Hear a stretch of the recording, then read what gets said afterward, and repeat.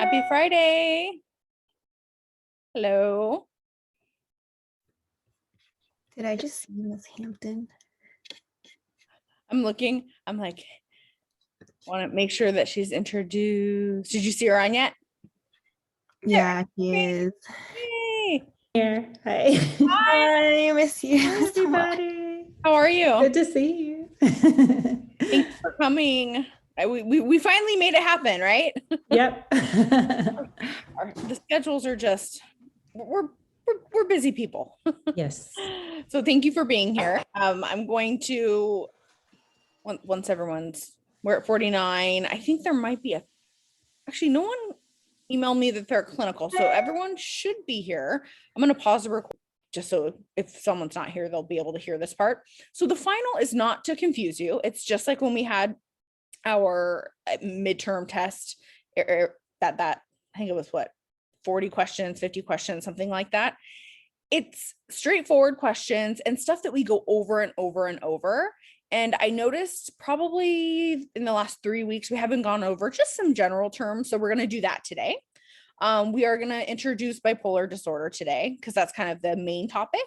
And then at the end of the class, there's a little bit of stuff that we didn't get to for when we studied addiction that I want to get to as well. So you'll have your study guide. And I think from at least the feedback that I got, that people feel that the tests and the quizzes have been pretty fair and you guys have done well, which reflects that. So does anyone have any comments about that or concerns? So far, so good. I mean, you guys are killing it. Awesome. Thank you. That's a great question. Okay. Is everyone okay? We're at 53. So we'll get started. Any other questions, general questions about the class or the assignments that I added? Again, I think I added everything that's gonna be due. Everything is now graded except your videos. I'm sorry, they just take a long time to grade. They will be done though before you're done with the semester, I promise. Those videos you made about psychiatric education. I had a quick question. Yes. Just about the final, I just want to clarify that it is open starting Wednesday morning through Friday night. Wednesday to Friday. That is correct. Yes. Okay. Yes. Because a lot of you, I mean, well, on the schedule for the finals, it's on a Wednesday, but I was going to talk to Colleen about that too, because I'm not quite sure clinicals and this and that, and there's so many things going on. So I just put that in there. So if it does change, I'll make an announcement. And that will be very, very soon because I know you guys have to maybe take time off work or do something like that. Okay. All right. Okay, you guys ready? Okay, so what we're going to start with today is our overview of just again, the repetition, some general terms, just to come back to it because it's been a couple weeks since we've done it. And I'll show you the class plan as well of what we're going to be doing today for the expectations. Can you guys see the screen that is showing? It says class plan. Yes. Yeah. Okay, perfect. Thank you. Okay. So, and we're, as you know, we're probably not going to do this in order because I never do anything in order. I will review the quiz only if you really want to. It's only 5. It was 5 questions. 98% of you got a 5 out of 5. I think there were 2 people maybe that missed 1. If you want to go over it, I'm more than happy to, but we don't have to, but I wanted to give you that opportunity. We're going to do our NCLEX question 1 a week. So we'll do this. And then I want to go over just, again, some basic things that we haven't gone over in a while, just as good reminders. And this will also, there might be a reason why we're going over these because you guys do have a pop quiz today. I'm sure you noticed that. So at 4:15, and no one said anything about being somewhere or not being able to make it or being in clinical. So I'm just going to go with it. It'll open at 4:15. It'll close at 4:45. So even if we, let's say, ended at class at 4, it'll open at 4:15. You'll have 30 minutes and it's 15 questions. They're all multiple choice except I want to say 1. And I would say you've probably seen maybe 4 or 5 of the questions on previous from the beginning, because I'm trying to bring all that knowledge back so that, oh yeah, I remember that. So my main point of doing this pop quiz is it wasn't really for the points. It was more for you guys to realize like, wow, I'm getting this. And that confidence boost of I'm understanding this information, it's sticking and I remember. So I think that's really, really important. So are there any questions about, I know it's on a pop quiz, but it's a pop quiz. It's under quizzes. 15 questions, 30 minutes. You'll get your results. I think I gave 15 minutes before the results will pop up. Again, there's only like, I think one short answer, and I'm going to have that graded within 2 days, and then you'll know your score. And it's 1 point each. So it's worth 15 points. Does that sound good?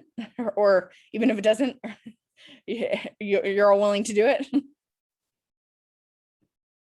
I'm looking for Duncan's face. Yes.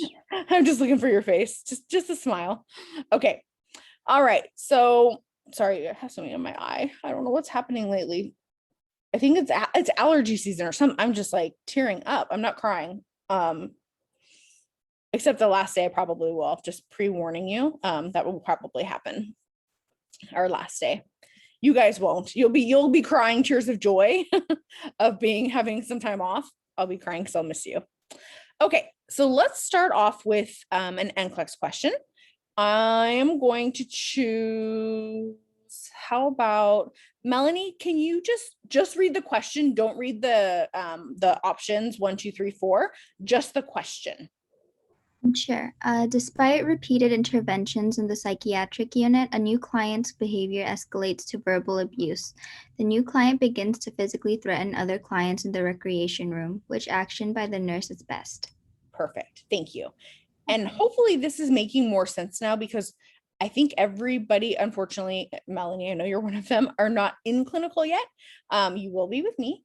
But like, what is a recreation room? What is this? So it'll make a little more sense once we get there. And I've actually heard that from my clinical group that I'm with right now. We just started last week. It's amazing. And so I'm really excited for you guys to get to go in the summer. So let's take a look at this question. So if this is an open forum, so for anybody, if I'm looking at this question, what I'm trying to do is figuring out, what are they actually asking me? So what are some key words there that might jump out at you? And anyone can answer. Best. I heard Yuki and someone else.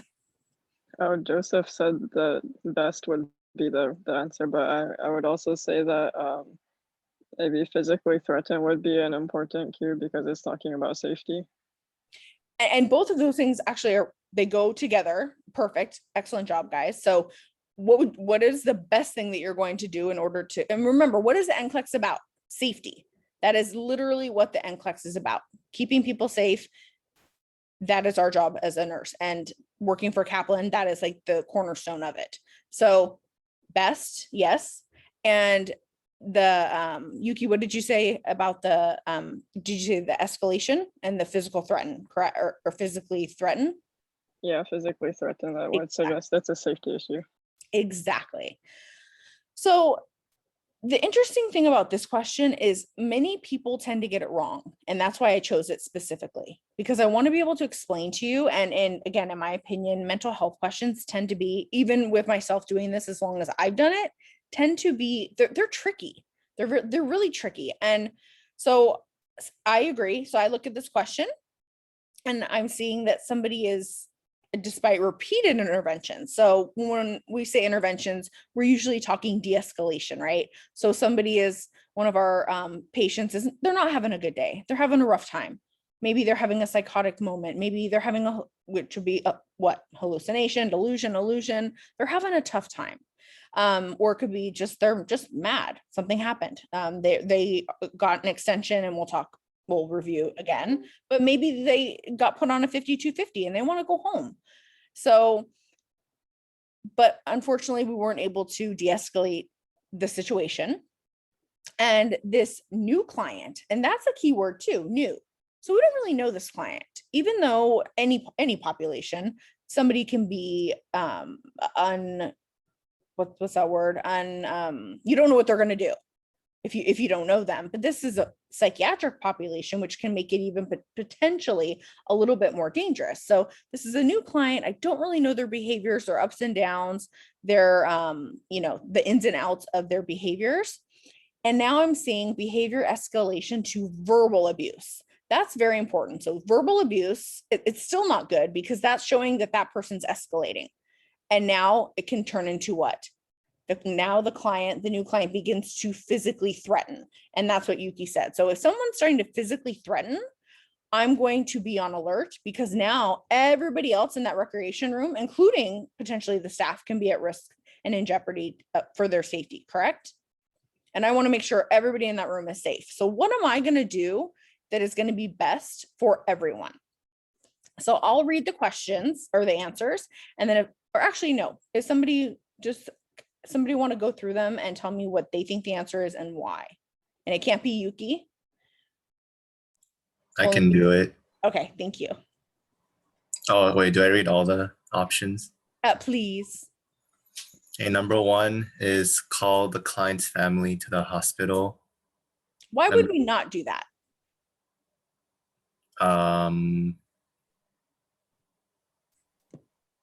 Cause And anyone can help out. We're a team. Help each other. I will say, just having seen a situation like that, sometimes the family is not helpful. Who said that? That was Duncan. Was that Duncan? Oh, your voice sounds different today. But no, absolutely. So number 1, we call that passing the buck. So we're not going to pass the buck. Number 2, absolutely right. Sometimes the family can be more triggering. And is it the family's job to come to why is the patient in the hospital?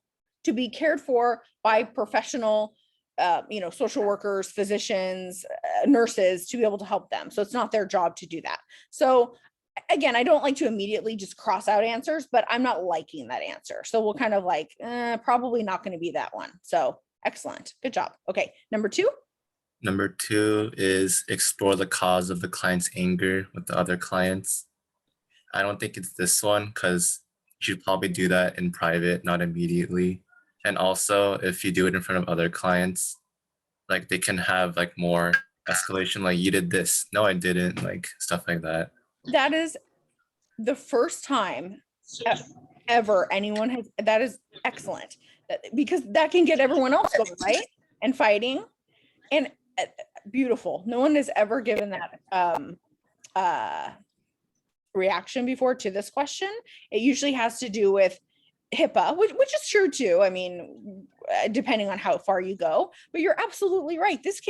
No, you did this. No, I didn't. Yeah, you did. And then you're escalating everybody. And unfortunately, is that therapeutic? No. So you're absolutely right. Okay. What about number 3? Number 3 is putting the client in a quiet room. I like this one because it's removing the new client who's being physically aggressive from the other client, so it's keeping the other client safe. And then it's also a non-agitating environment if it's all quiet and everything. Exactly. It lowers that stimulation around them. So that will hopefully, and so I'm going to tell you that is the answer. And a lot of students don't actually pick that one because many people will say, well, you're putting them in a quiet room. And then of course we're going to add on to it because we like to make cool. I'm going to make up a whole story, right? Well, if they're in the room by themselves, then they're going to hurt them. It doesn't say, it just says put the client in a quiet room. It doesn't say that they're alone, right? Or that the door is shut. I would prefer, remember, we can't make NCLEX questions. I wish we could or have a little more control over them. They are what they are and we have to do our best. And at the end, I'll tell you why and how, if you're uncomfortable with that answer, how hopefully you'll be more comfortable with it if you're not in this group of however many people we have on now. So yes, you are correct. And now why is number 4 not correct? It's kind of like a hassle. It's remove everyone when you could just remove that one person. So I'm not going to say no. So you're not wrong. It is more of a job, and it could be, and this is mental health. So this happens, trying to get somebody out. Well, what, why are you effing leaving? What? And it can become a very confrontational moment. And also, why should we have these people have to leave when they didn't do anything wrong? They're just trying to play cards and, or maybe do whatever they're doing. And now, however, I could change this. Now, if it became physically threatened, I might have the patient or some of the clients leave out of, like, there's always 2 doors in a recreation room. I would start having the other clients get out of there through the door so that they're not in there, as the other nurses would have the client who is causing, if they got to this point, so that both sides were safe. But does it say that? And are we making up things? No. So most people like this one. They really like this one. But if you really read it, it's exactly what you said. So now, why number 3 is correct. And even if you hate it, you're like, no, I disagree. Putting them in a quiet room, they're alone. What if they hurt themselves? Well, it doesn't say they're alone, so I'm not going to read into it. But read all the other choices. Okay, we know we're not doing the hospital, calling their family. We know for sure. We have to pick. Even it's kind of like going to McDonald's, and you're on a diet, right? You're on the road. You're on a diet. You're driving to LA. You want to get the best of the worst, right? So what are you going to order? Probably a salad, right? That would make sense, or maybe a parfait. I don't know. So I don't like this question, really. I think that this should have a little more information, like maybe with a staff member. That would make me feel a little bit more comfortable picking it. But if you look at all the other ones, none of the other questions really, this is the best of the worst. Does that make sense to everyone? And if it doesn't, please let me know. Even if we don't love it, we have to pick something. And on the NCLEX, unfortunately, we can't write over here. I would say this instead, or add on to it. I wish we could. And because I would literally add on with a staff member, or with the door ajar or something like that. But unfortunately, we can't do that. So does everybody agree that it is number 3? Even if they wouldn't have picked number 3 at the beginning, now going through and kind of explaining and understanding why it would be number 3. And this is a hard question, I think. Don't be afraid just because Michelle's on. She's very nice. Does it make sense? Okay. All right. Okay, so let's do our quick review next. So I'm not trying to be mean, but as I said, every week it's going to get a little bit more being put on the spot. I'm going to ask specific people questions. If you do not know the answer, you say pass. That's all you need to do is say pass. So, and I'm going to actually just kind of skip around so it's fair. So I'm going to start, well, it's going to start with me on top here. Duncan, you just happen to be below me. So I'm picking you first. And then I'll skip around. So Duncan, can you tell me how many hours is a 5150? It's 72 hours. And I'm not going to keep asking you over and over, but I'll ask you just a couple questions, please. That is absolutely correct. A 5150 is a 72-hour hold. Can a 5150, can somebody go involuntary and involuntary, or does it just have to be involuntary? They can voluntarily sign in. Excellent. So if you feel potentially like your medications are not working right, or your family members are concerned, exactly. We've talked about this before, so I won't go too far into it because we do have a lot to do. You're absolutely right. Excellent. Okay. Let's see here. Are people hiding their names now? Are you guys hiding your names? You are, aren't you? Because all of a sudden your names have disappeared. Okay, well, Yuki's name's up. Sorry, Yuki, I'm sorry. So Yuki, can you tell me what a 5250 is? 5250 is up to 2-week extension of a 5150. Beautiful. And does that mean that patient has to stay there for 14 days? It can be up to 14 days, but it might be discontinued earlier than that. Beautiful. Excellent job. All right. I'm trying to remember my EMT or my EMT, Carolyn? Is it Carolyn? Am I right? Carolyn. Yes, I remember. Okay. Can you tell me what SI means? Suicidal ideation. Exactly. And what does ideation mean, or suicidal ideation mean? Like thoughts of hurting themselves or killing themselves, actually. Maybe they have a plan, maybe they don't. Exactly. And I usually would call that, I don't know if I've said this before out loud, but passive suicidal ideation, for example, a lot of patients may, be in inpatient or outpatient, or just at home even. And people that are not just having a really rough time. You could be having a really rough time with finals. You could feel a lot of stress. We all have all this stuff with COVID going on. You just may feel completely overwhelmed. And there's something called passive suicidal ideation. Have you heard of that term? Have we talked about that?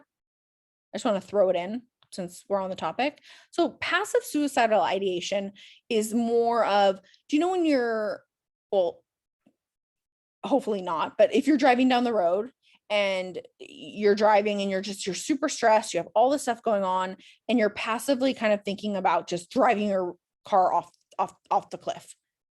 That's considered passive suicidal ideation. It doesn't mean you have a plan that you're going to do it. It doesn't even necessarily mean that you want to, but it's the thought of, oh my God, my life, it would just be done and over. Now I don't have to worry about this med surg final coming up, and the psych finals coming up, and clinical, oh my God, am I going to finish by the summer? And all of this stuff that you have going on in your head, that you have all this stress, that's passive suicidal ideation. So you may hear that from your patients. And that's why it's so important to ask, do you have a plan? And we get a lot of information from that. Very good. Melanie, what does it mean to be conserved or conservatorship? It's like your rights get taken away if you're not. Yeah. No, keep going. Yeah, I heard it was coming out. Like if you can't manage your own finances, like Britney Spears. Oh, somebody else. Okay, yeah, I didn't even know that was going. I'm not smiling because I'm happy that that's happening to her, but I just found that out actually.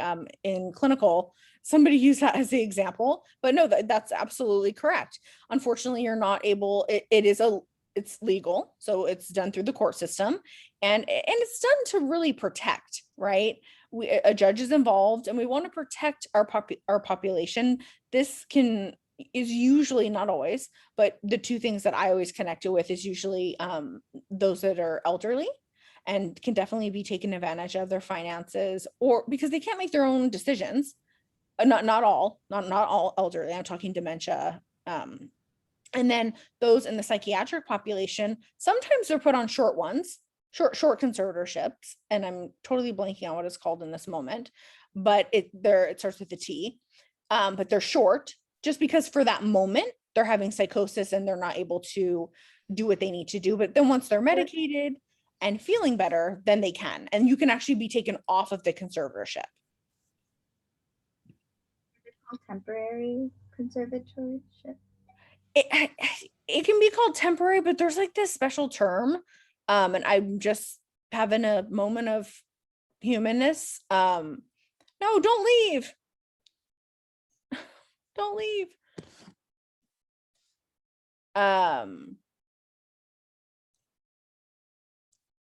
Sorry, I'm oh God, you guys, I'm not hallucinating. I'm actually I'm chatting.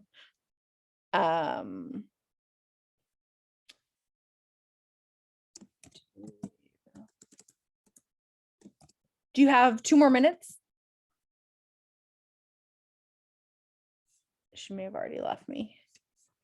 Melanie, are you still on? What? I'm here. Or not, I'm sorry, Michelle. Sorry, Melanie. Sorry. No? Okay, darn it.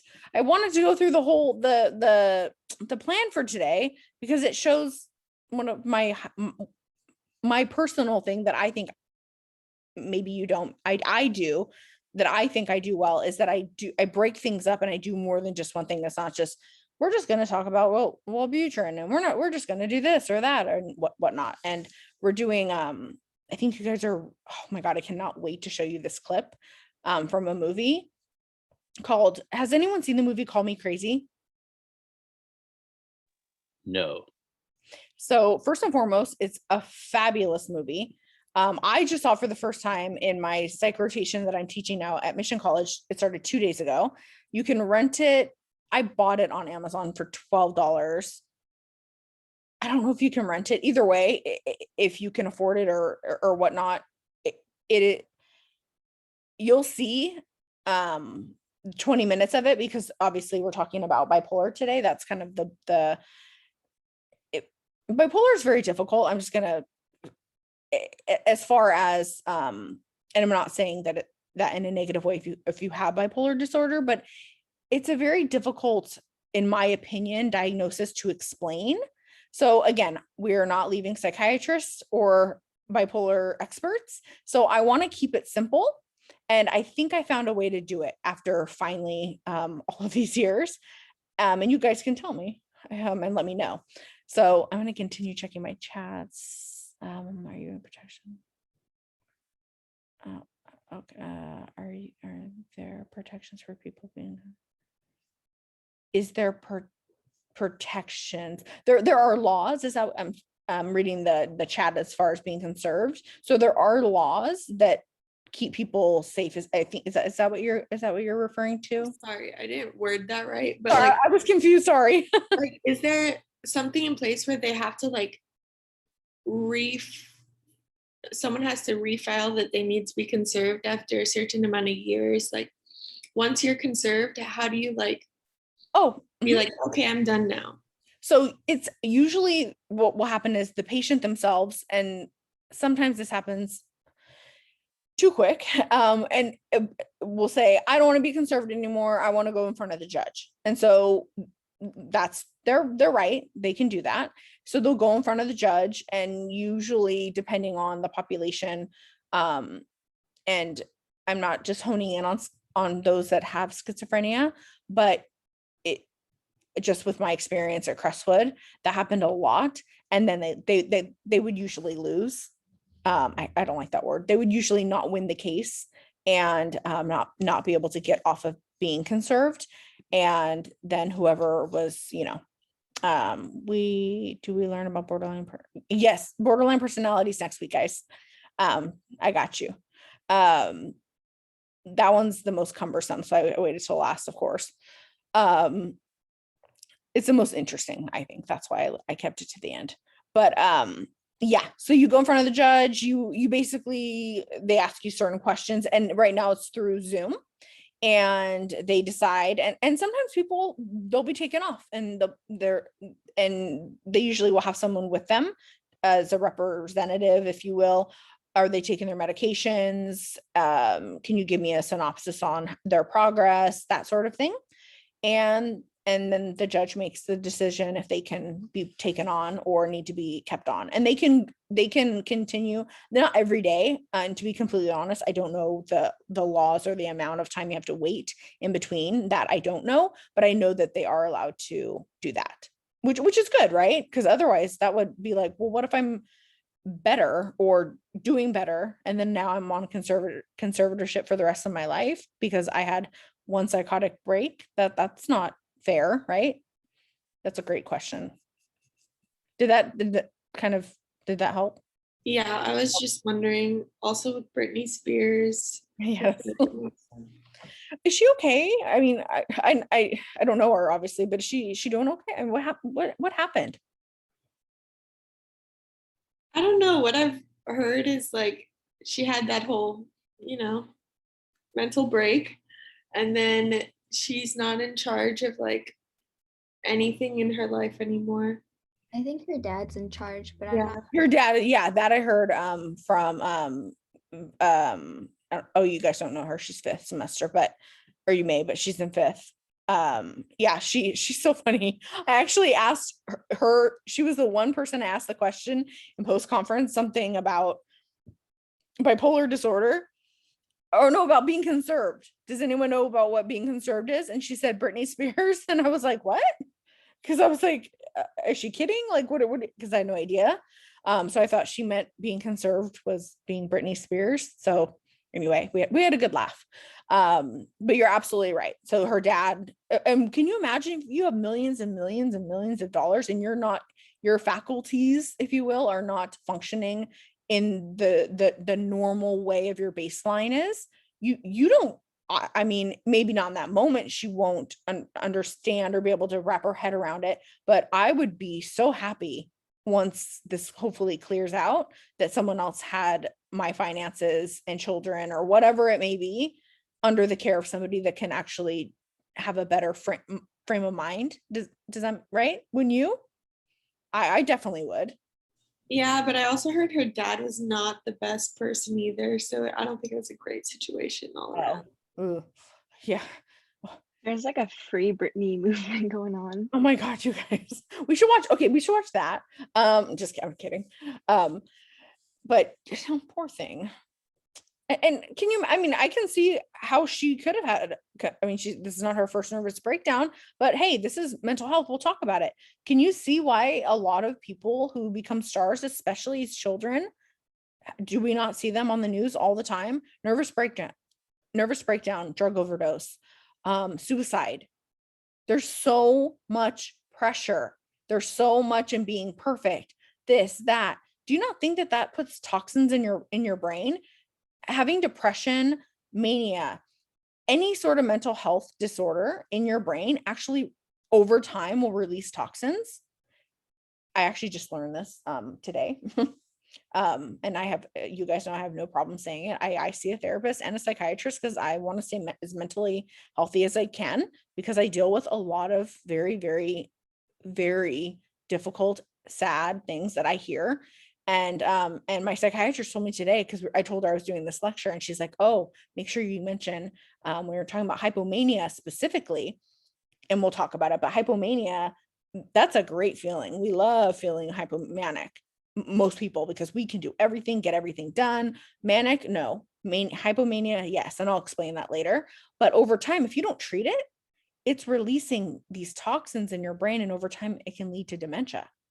So we'll talk about that during the little lecture that I'm going to give.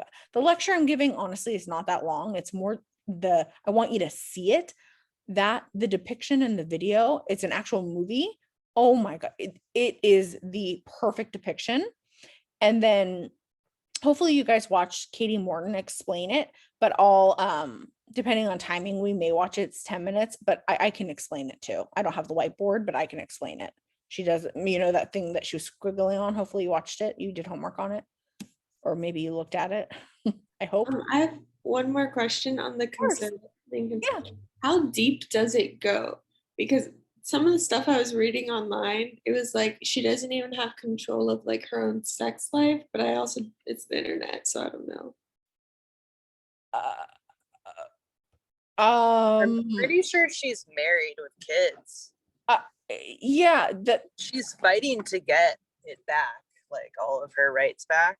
Yeah, I've never. I don't know how you. I'm trying to think of the right way to say this. I don't think you can take someone's rights to, like, how would you control it? I guess, like, unless you're in a psych unit. Now, if you're in a psych unit, you're not supposed to have sex. Unless you're at Crestwood, and then sometimes, even though they're not supposed to, I've seen it. Yep, of course, I'm the one that walked in, because that's just my luck. And it was an interesting moment, but I don't really know. I don't know how they would control it. Oh my God, I've walked into so many things. Oh my God, it's the only thing I've not walked into is masturbation, and that happens a lot in mental health. People will masturbate in the hallways.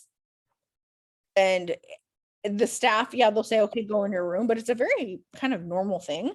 Not at all psych facilities, but that's the one thing I have not had the, I was going to say an inappropriate word that would not sound good with that sentence. Something that I would want to be a part of, if you will. We found love in the right. And I always tell everyone when they go into Crestwood, don't touch anything. don't touch anything. There's probably semen everywhere. Just, I mean, because if you have not noticed or you have not been in this, in the mental health lockdown facilities where most people are conserved. So if you're conserved and you're conserved for a very long time or a lifetime, that, and I don't like saying this word, but I'm just going to say it because I think it's the easiest way to get it.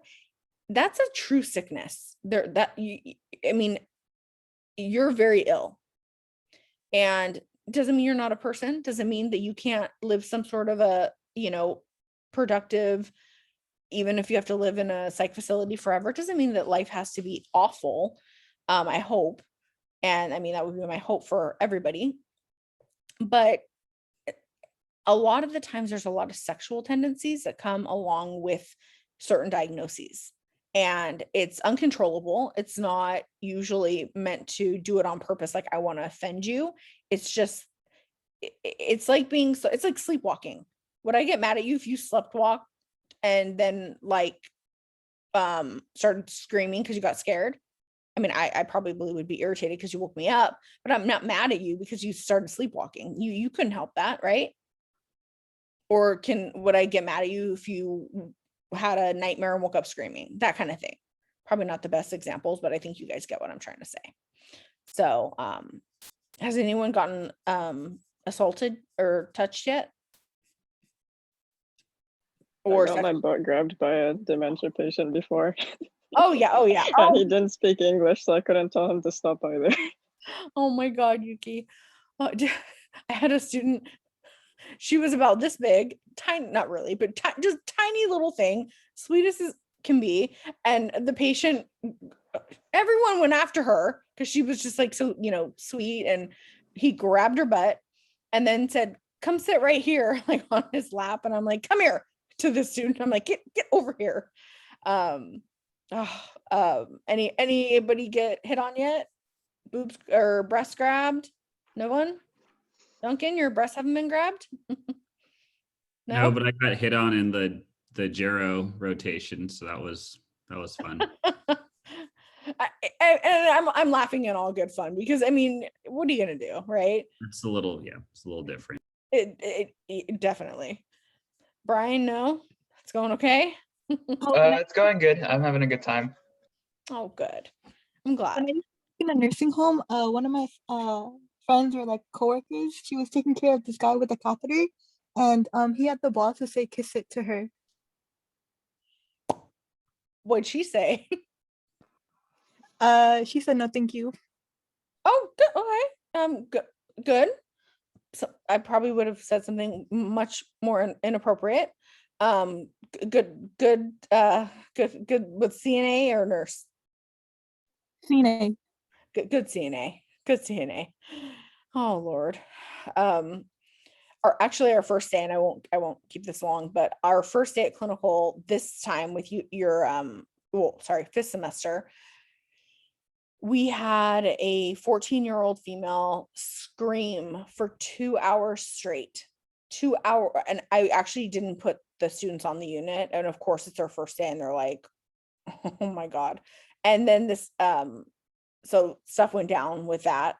But this last week was amazing. They had the best experience, the best nurses, the best health tech, the BHAs, which are like the CNAs. They had the most amazing experience. So it's like, like I said, you never know from minute to minute what you're going to get. But that's in life, but I think mainly mental health. So, okay, now we're going to go to hallucinations, which I know I spelled wrong. I just couldn't get it right. And I was like, forget it. I can't do this anymore. So, so we're going to name 5. If you can name all 5, and I'm going to pick on someone, then name all 5 or name as many as you can and then say pass. Sorry, Brian, you're just on my screen. All right, we have auditory, visual, smell, taste, and tactile. Perfect. And what is the I guess professional name for taste? Gustatory. Oops, sorry. No, Gustatory. you can help. Gustatory. Perfect. Thank you. And then this one. Olfactory. Excellent. Good job. And of course, if someone's having any sort of hallucination, we ask them what kind, what, if it's voices, what are they saying? If it's tactile, where do you feel it? What is the feeling? Does it hurt? Because people can have hallucinations where they feel like they're being stabbed, which can be very, very terrifying. Okay, now probably the two that get confused the most together. So I'm going to actually ask somebody if they would like to volunteer and tell me what the difference between a delusion and an illusion is that has not talked yet today. I think I can do it. Oh, okay. So a delusion is like an imagined storyline that you're adding to your life that isn't there. Like you have some involvement with government, or you have a meeting with the president, or you're like the Queen of Egypt or something. And then Yes. an illusion is like you see an item that is actually there, but the item that you see is different than what's there. It's like Perfect. Yes, exactly. Was that Angelo? yes. That was perfectly explained. Delusion is a false fixed belief. And anytime you hear FBI, president, or CIA, that clicks. And illusion, I don't even need to say it. You said it perfectly. Excellent. Those two, for whatever reason, it took me years and years and years to, they're just, and why would it be important? For documentation purposes, right? We want to know what's actually happening so that we can treat our patients correctly. And do we feed into delusions and hallucinations, delusions and illusions? Do we feed into them? Like someone with Alzheimer's. Oh, my daughter's coming to visit me, but their daughter, they don't have a daughter. Are we going to tell the person with Alzheimer's, you don't have a daughter? Because what's that going to do? It's going to agitate, but it's the opposite in mental health.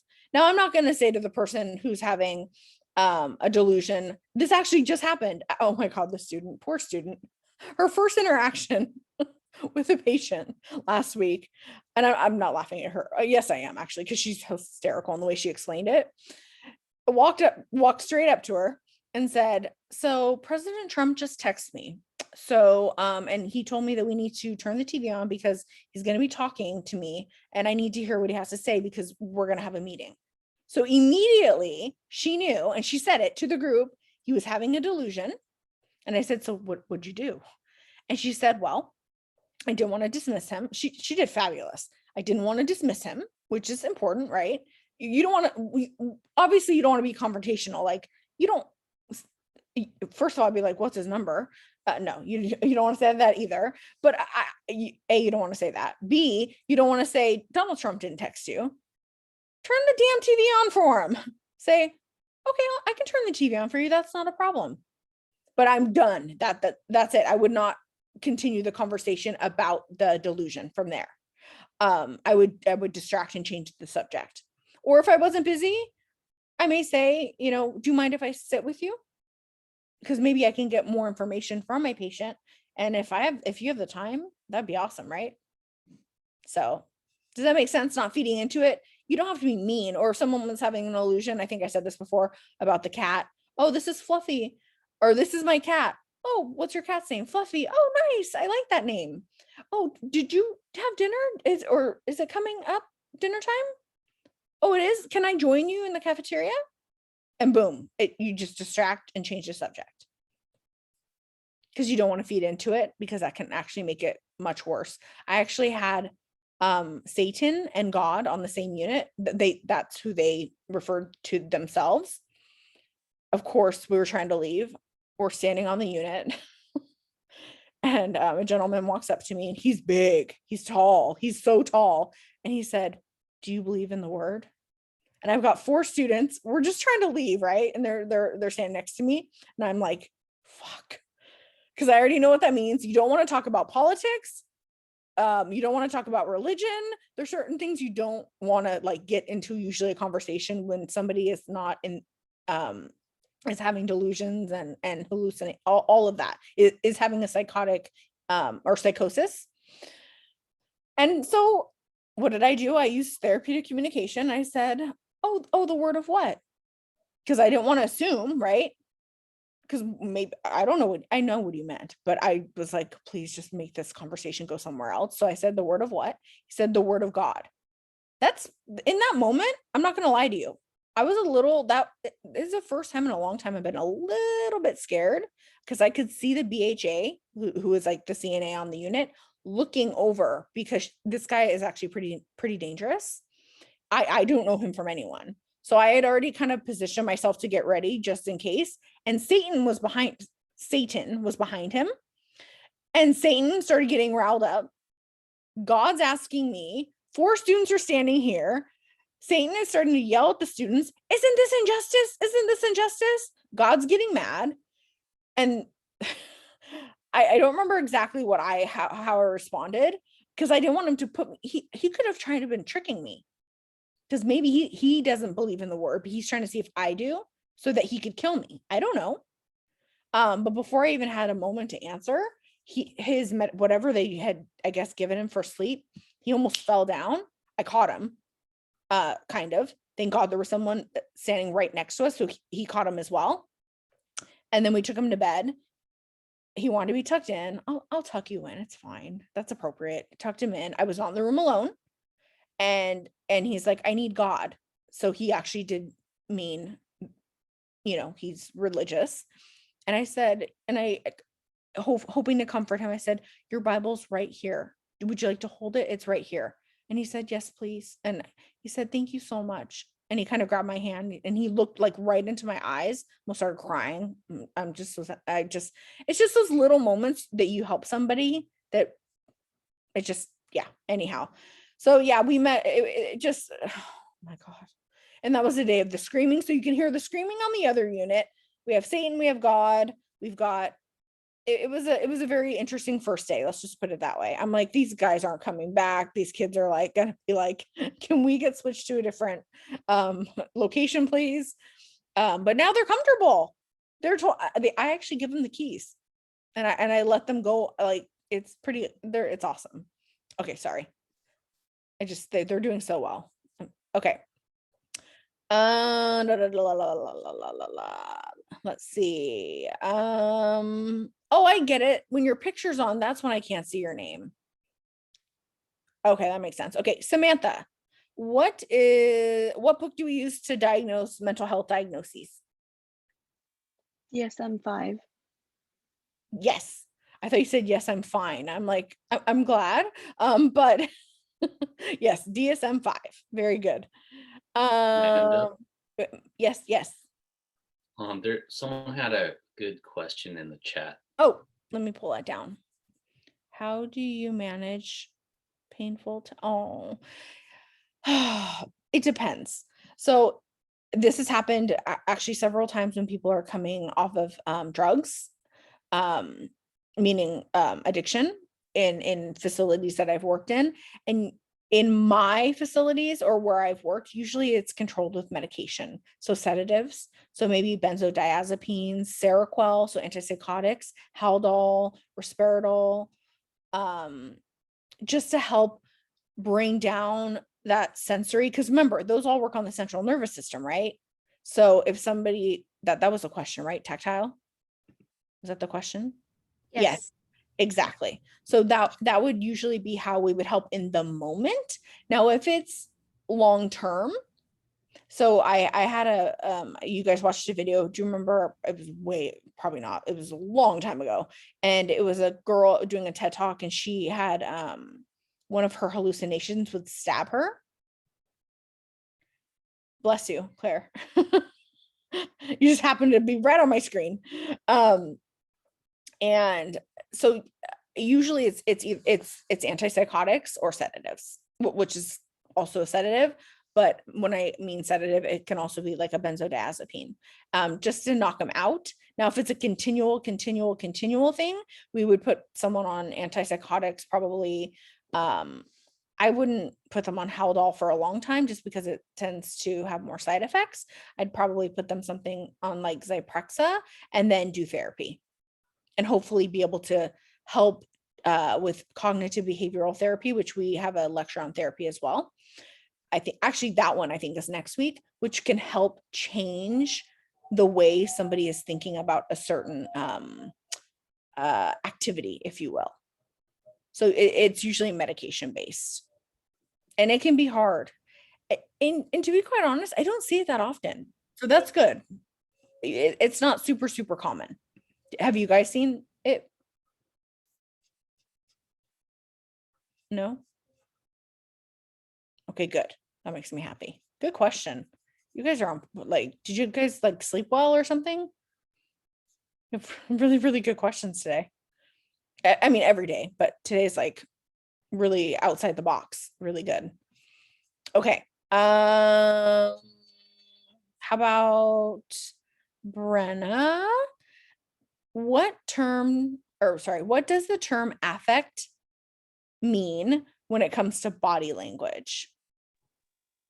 You're looking at the face and looking at just sort of how their facial expressions are. Beautiful. Excellent job. Thank you.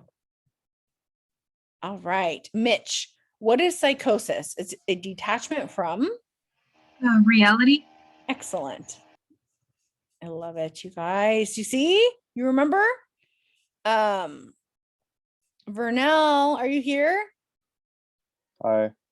Vernell's my homie now. So we started off rough, but we sat together during the orientation. Right? That was you? That was me. Okay. Are you okay?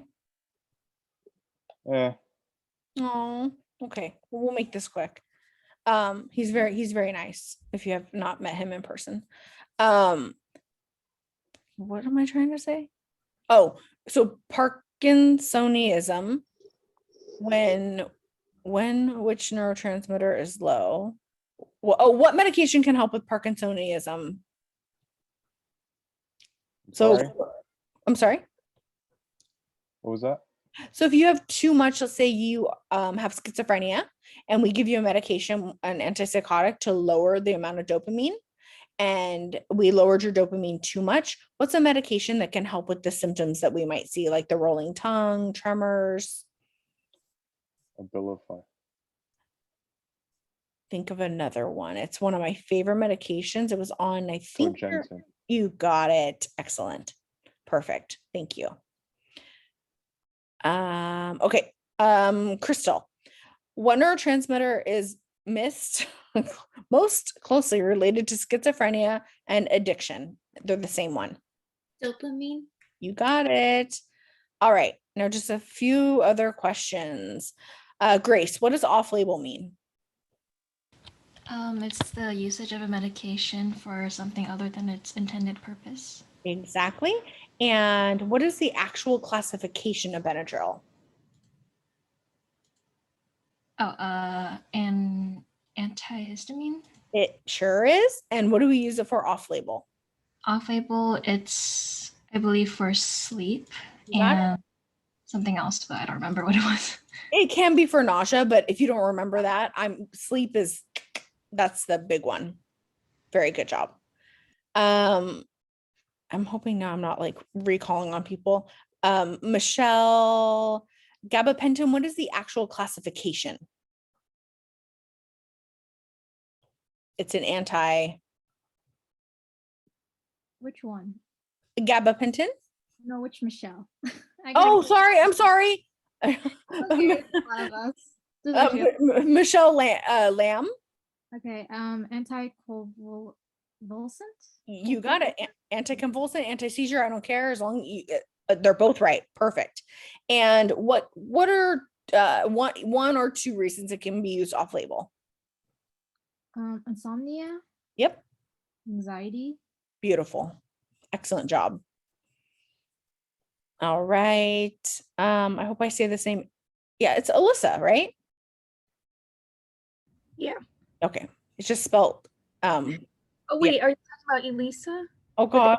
It's Alyssa. That's Alyssa. Yeah. That's Okay. me. Got it. Yay. You're all, no, it's not.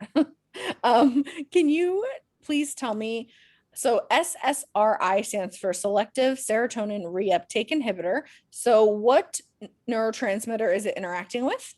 The serotonin. And if it's being utilized correctly, hopefully what will you feel? Well-being. Excellent. And can you think, and anyone can help her out because that was a lot of questions. What is one example of an SSRI?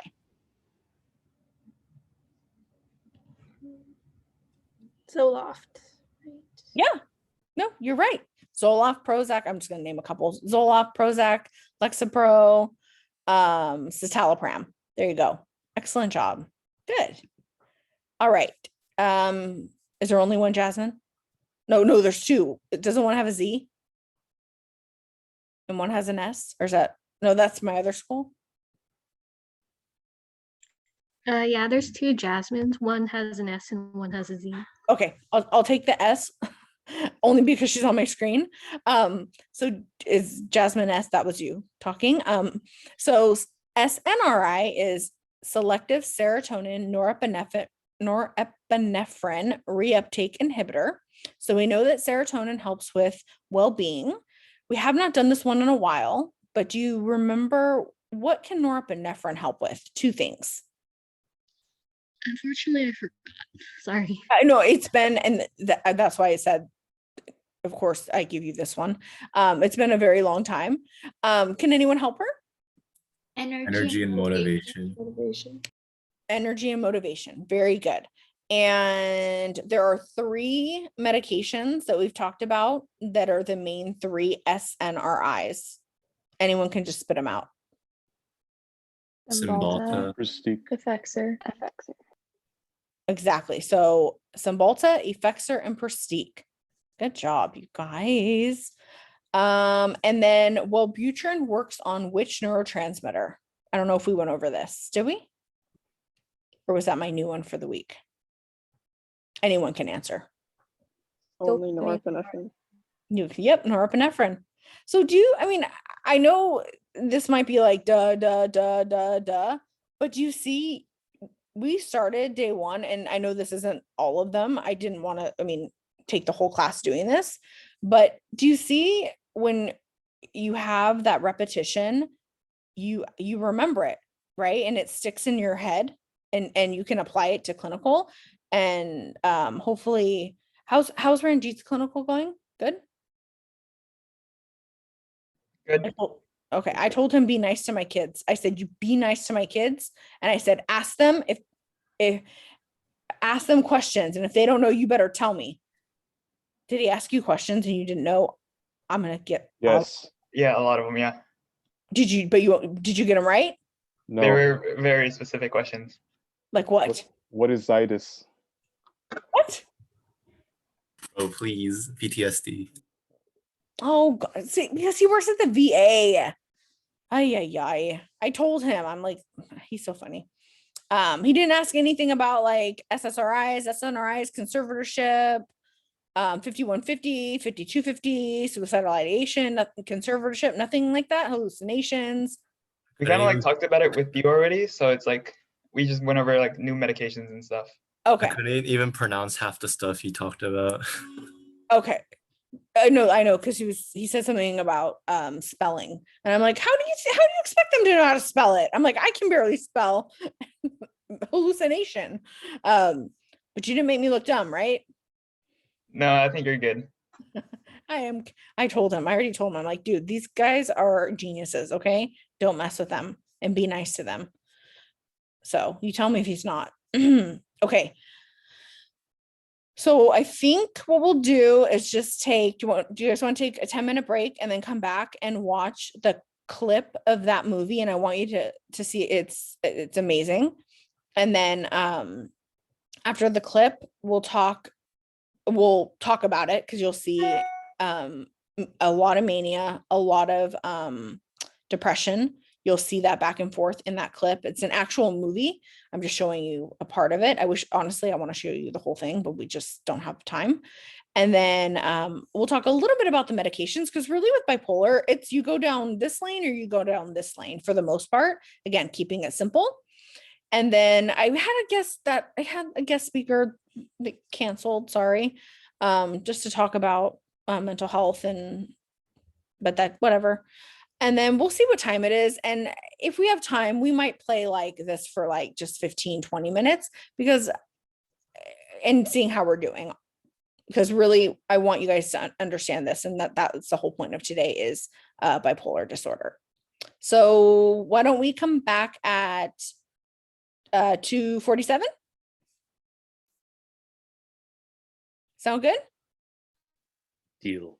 Oh, deal. Okay, perfect. I'll see you guys then, and I will pause the recording. All right. Thank you guys. I don't see any faces.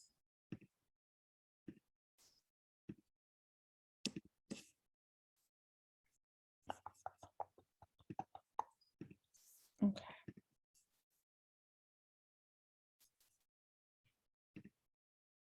There's Brian. I see one face. All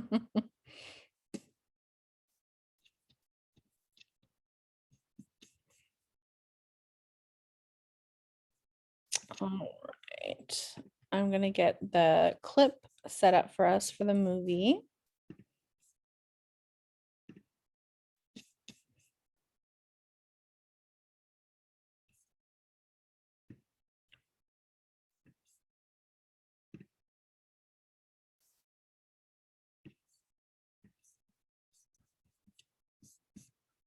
Okay, so I'll just wait just a few more, like one more minute. I said 2:47, right? I couldn't remember once I said it. Yeah, you said 2:47. Okay, thank you. I was like, did I say 2:57? And okay, good. Thank you. Perfect. So while we're waiting, and I will repeat this one more time when we actually talk about I kept going back and forth. Should I show the clip first or should I talk about it? And I just felt like the clip again depicts it so well. Honestly, I almost don't even have to say anything. However, I'm going to. So I'm going to say this once, watch the video, and I'm going to say it again because it's such a short amount of what I'm going to say. So there is bipolar type 1 and bipolar type 2.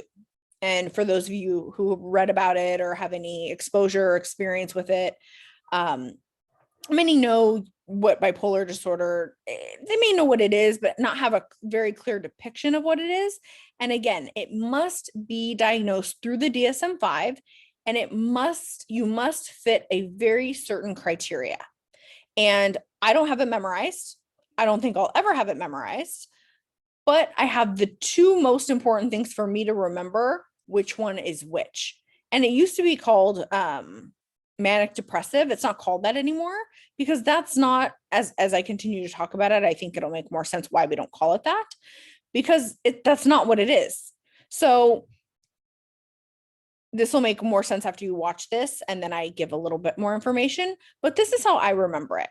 So with bipolar type 1, you must have one manic episode. So automatically, I just think manic. That's what I think, manic.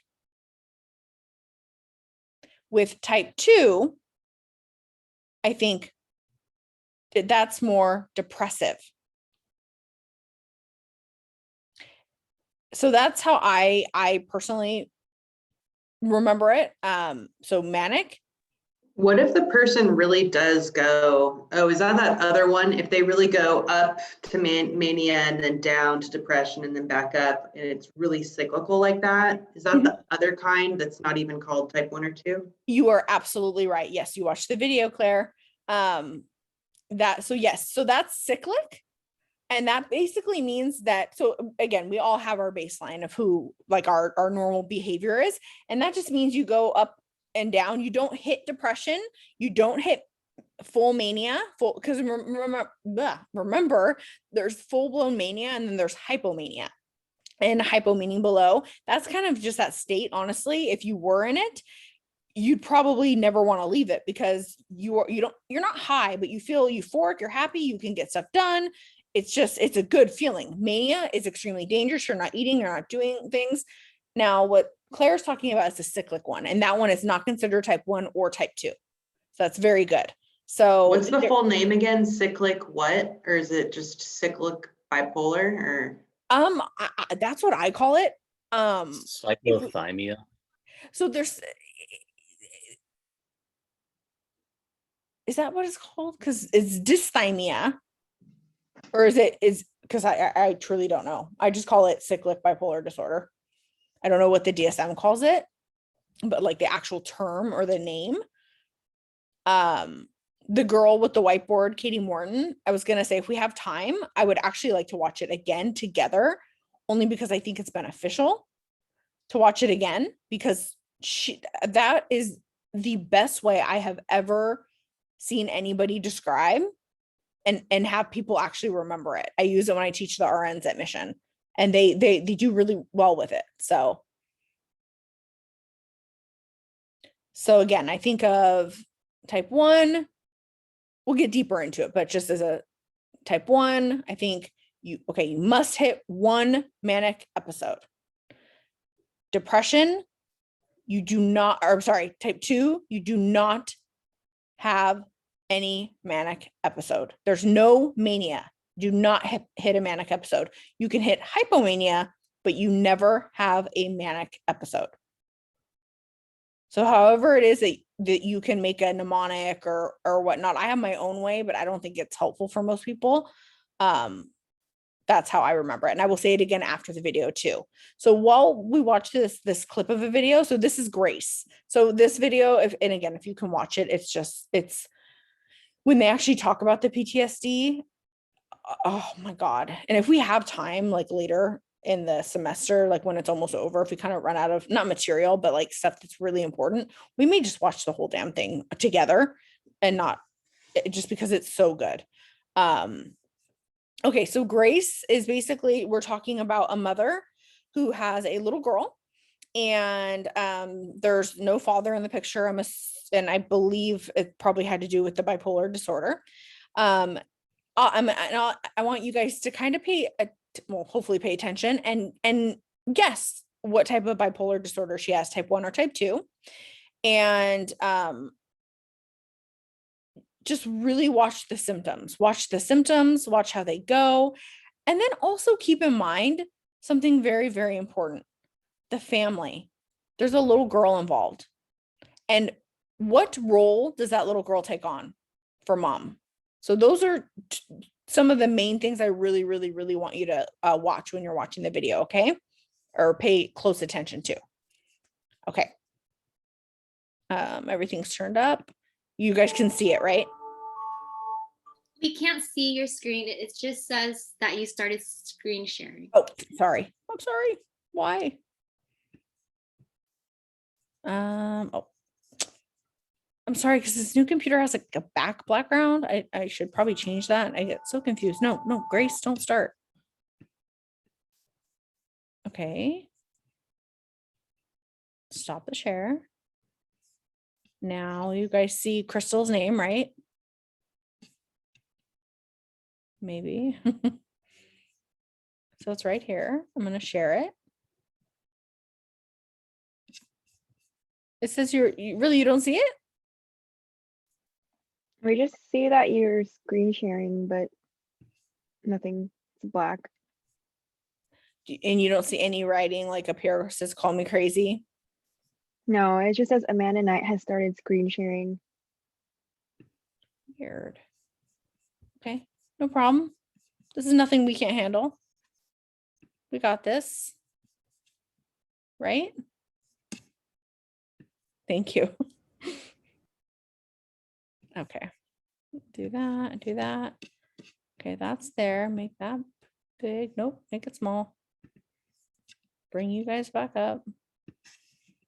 So it's like, I don't understand this. It's like you do the same thing, but then why doesn't it do that? It just makes no sense to me. Press the button, say share. It says hold shift to select multiple windows. I don't want to do that. Oh, hold on.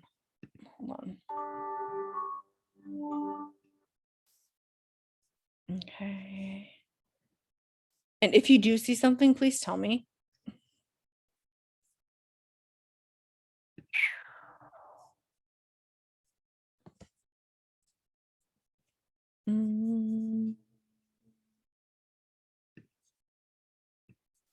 So how's MedSurge?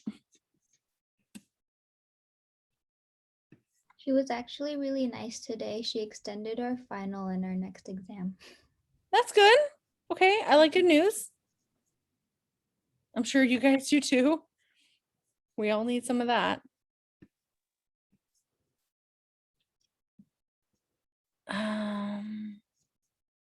Why aren't you sharing? Okay, screen share.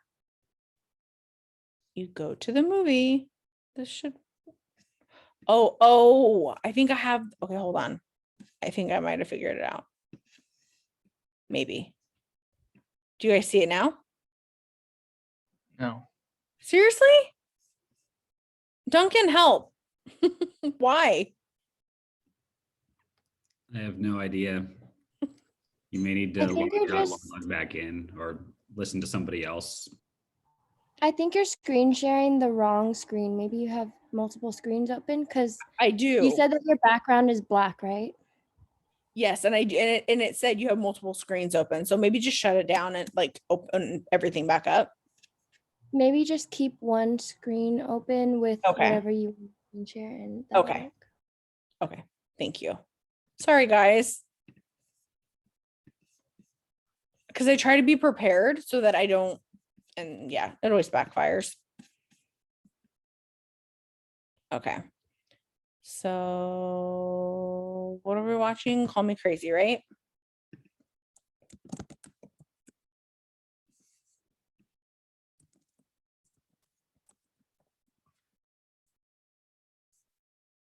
Did someone just sign off?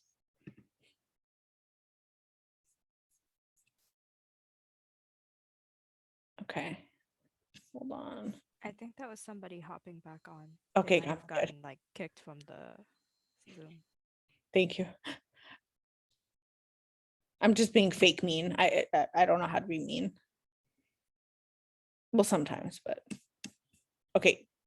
I don't think you can see because I didn't share, but do you see anything that says call me crazy? I haven't shared yet. I don't think so. I wouldn't expect you to. Okay. So let me lower that. I'm with you guys right now. Share the screen. Move that. Open that. Make this big. Do you see it now? Yes. Yes. Really? Oh, thank Yeah. you. I'm like, I'm like, I can't, I'm gonna have a nervous breakdown at some point because of technology. It's just, I can't. Okay, ready? Enjoy this. Or I cry. I might cry, so I'll turn the computer.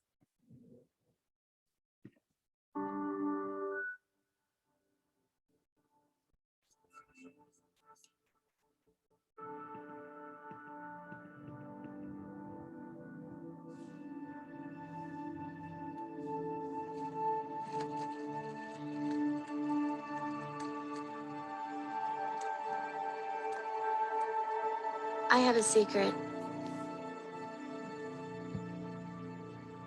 It's about my mother. There was the one I told my friends about. The mom I wished I had.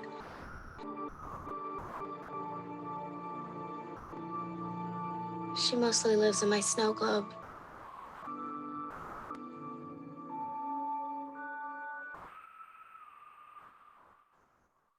And there was Up Mom.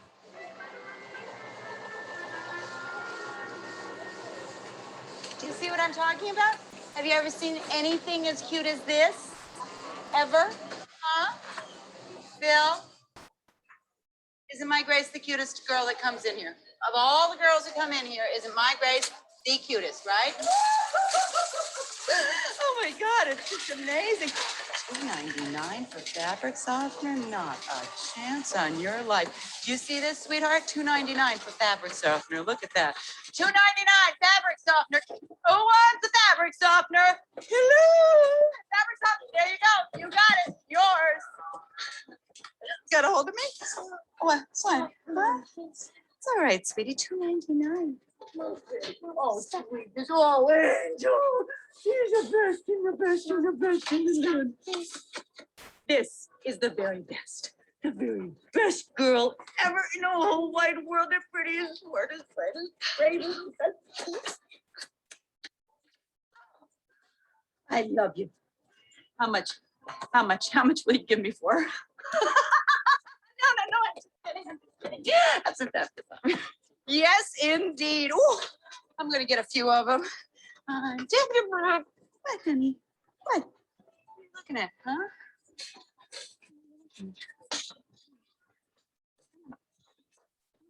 I don't know. And I started flipping out like I was moving my foot and hitting my toes with my. Oh, that's disgusting. Let's not talk about it. Ugh. Do you think your mom will let us stay up all night like last time? Yeah. And we get up. Are you guys saying that the video is lagging? Yeah, it's kind of the frame rate is just really low. The frame. I don't know if there's anything we can do about that. That's weird because we do this all the time. I'm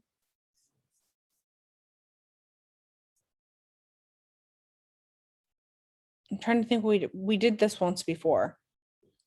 Did we try to start it just over and see what happened? Because I know how annoying that is because I see it perfect.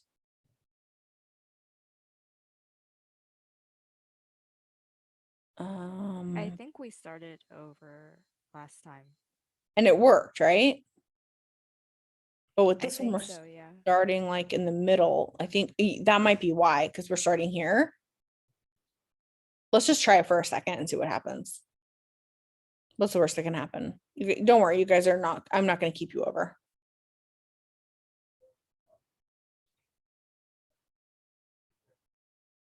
I think someone's fighting outside. Should I get involved? No. Right? No. Say no. You should join. I kind of want to. Okay, press play. Let's see what happens.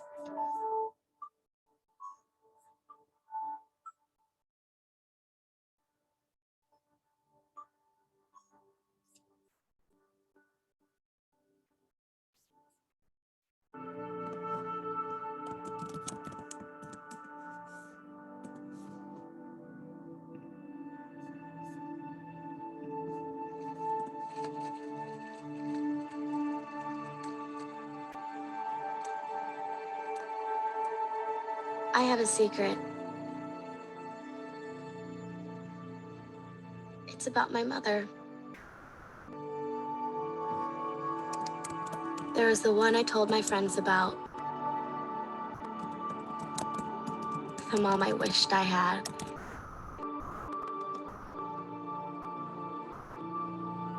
She mostly lives in my snow globe.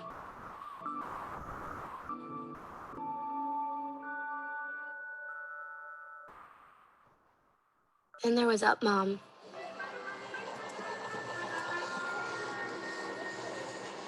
Do you see what I'm talking about? Have you ever seen anything as cute as this? Ever? Huh? Bill? Isn't my Grace the cutest girl that comes in here? Of all the girls who come in here, isn't my Grace the cutest, right? Oh my God, it's just amazing. $2.99 for fabric softener? Not a chance on your life. Do you see this, sweetheart? $2.99 for fabric softener. Look at that.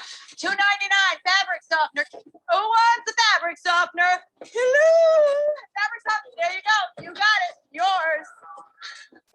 Got a hold of me? What? What? Huh? It's all right, sweetie. $2.99. Oh, sweet. Oh, Angel. She's the best. She's the best. She's the best. She's the best.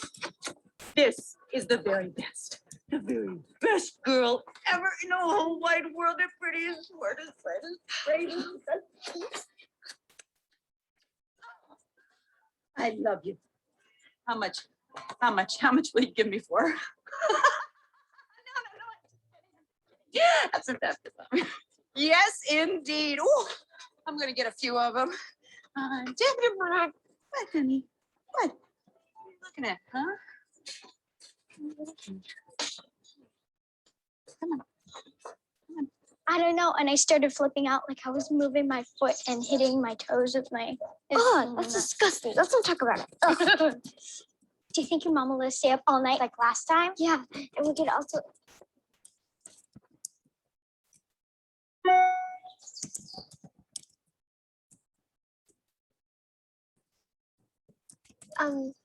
Tonight's not gonna be good. I just remembered. I have to see my grandma. What? I'll come by your house if I can. Maybe. It's okay. See you tomorrow. Bye.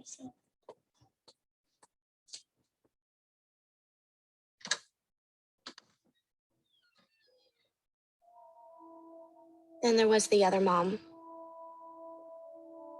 Mommy? What school, baby? Want a foot rub? Honey.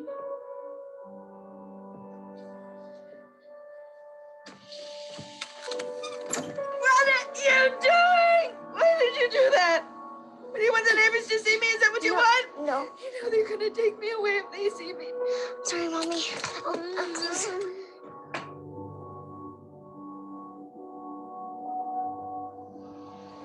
What kind of tea do you want? Mint? You like mint.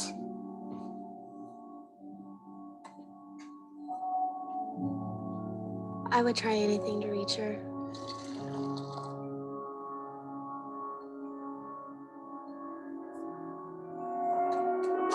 Ow! Ow, ow, ow! Mommy, I broke myself! Ow! Go find your... Go find Dad. Daddy. Daddy'll help.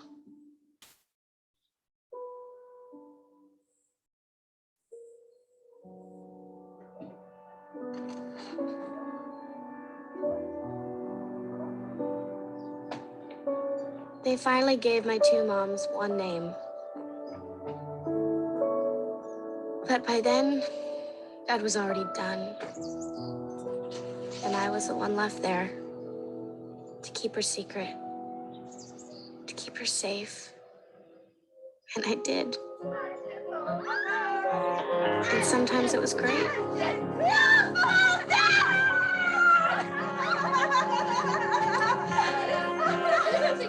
Oh, thank you, sweetheart. Oh, you've been the best baby girl that ever lived.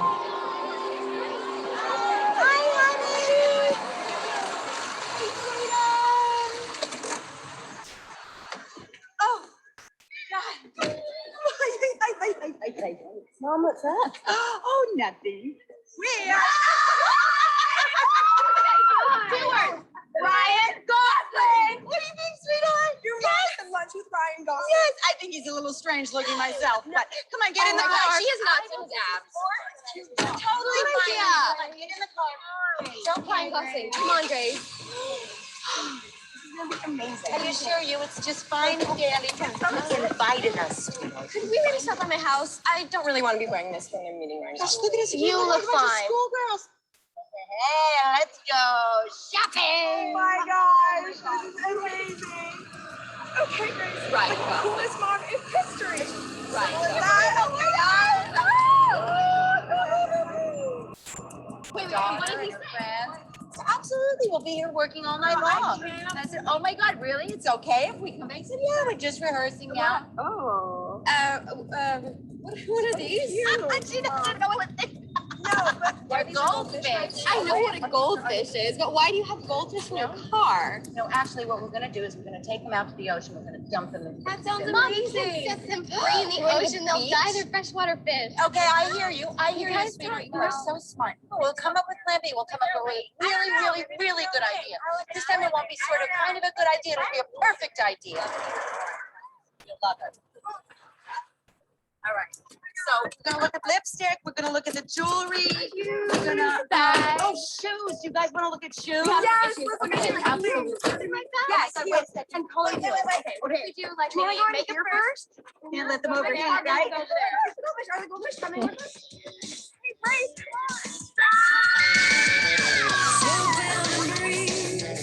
If you can't conceive, I know what you're thinking.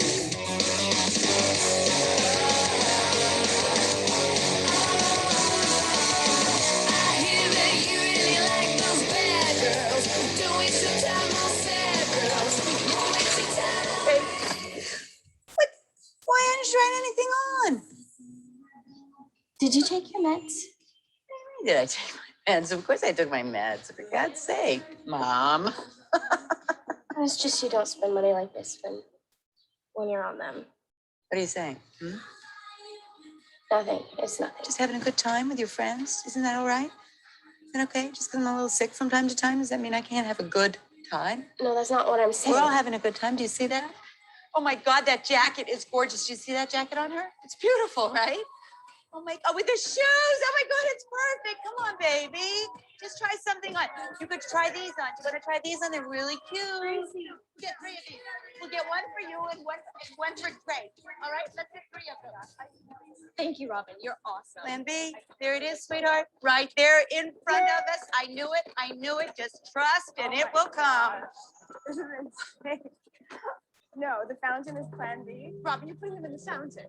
Really? Fresh water. Oh my God. Fresh today. You know, Hey, make guys. a wish upon each Too dish. good. Oh, too good. Ma'am, I don't think you can do that. Hey, Mom, we should probably go. That's right. Stick with your buddy. Don't Mom. get the bill. I got a lady and 3 minors putting some fish in the fountain.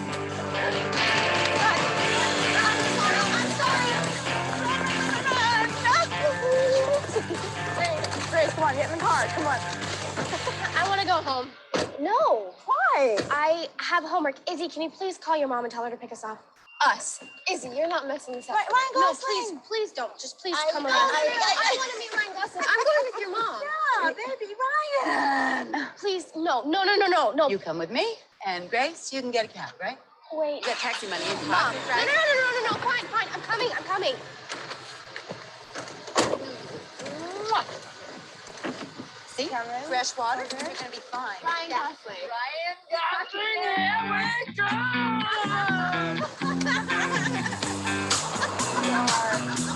That was so much fun. I You guys know, too much and fun. your leopard So much pants. fun. Oh my gosh, and polka dots. Shorts, and totally. They're so nice. Mom, can we just please go home? You are no fun. This is why you're the designated driver. You're the responsible one. That's funny. That's really funny. Unlike us, you are so not responsible. I'm responsible sometimes. Where are you girls gonna go to school next year? Where are you gonna apply to college, huh? CalArts. Oh, Yeah. great. You see? Both of them local. Oh my God. This one, she wants to apply to someplace like the University of Lithuania. I don't even know where I want to apply yet. Lithuania. It's like the East Coast, right? Yeah, the East Coast. It's Oh, the not that Lithuanians far are away. Not Lithuania, the East Coast.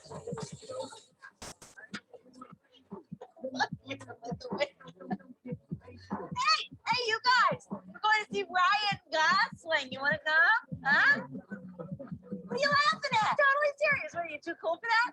Are you too old to go see Ryan Gosling? Is that what it is? Oh, we're too old, huh? I'll show you who's too old, baby. You want to see who's too old?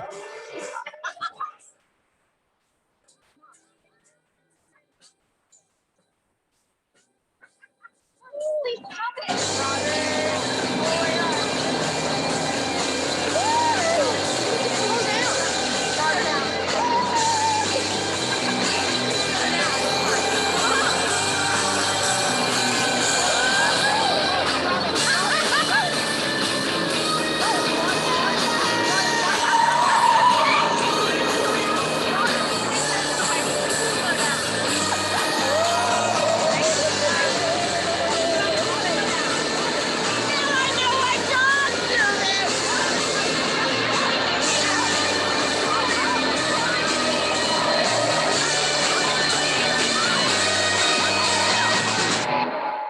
Oh my God!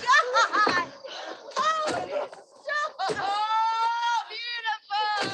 I'm calling my mom. Oh my God. I'm not grow up. Stop it! What are you doing? Mom, please come pick us up. We're at the park by the mall. No, just me and Izzy. Look, Grace's mom, she's like crazy. No, Mom, she nearly killed us. We were in a car with her and she started drag racing and I don't know what's going on. I'm but you so need to come sorry. pick us up. I'm really sorry. What is wrong with your mom? She's bipolar. She's an official lunatic. And you let us get in a car with her? I tried to talk you out of it like 1,000 times, but you would never listen to me. If you'd have told us she was crazy. No, near the mall. No, I'm fine. No, Mom, I just need you to come pick me up.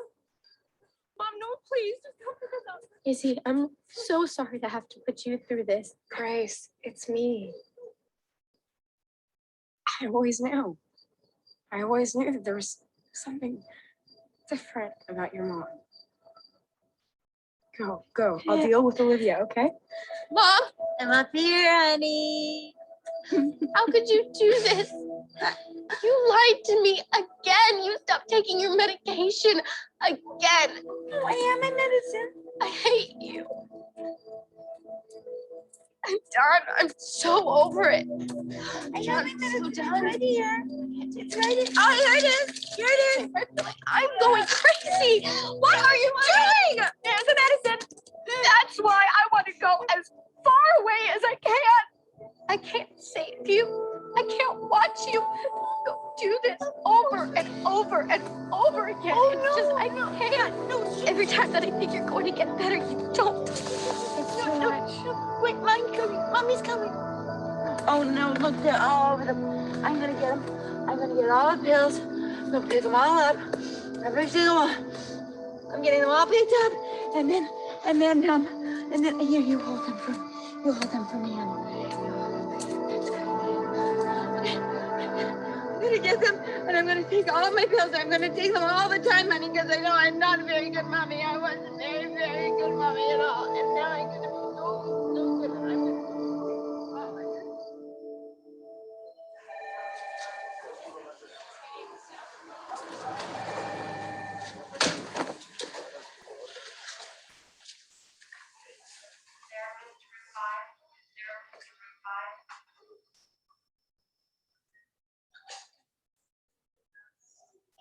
This girl. Mommy's this girl. Yeah, I should have just watched you. Your meds, it's just, My meds. You watch my med. Why would you watch they're my meds, honey. They're my meds, duh. Mommy's meds, not baby's meds. Okay. It's my job. My responsibility. Look at me, baby girl.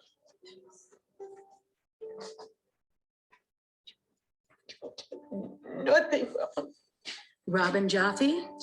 Just a minute. All right, just a minute. Yeah, you hear me, sweetie? You're gonna go. She's gonna take care of the car. Please, Robin. I am coming. I am coming.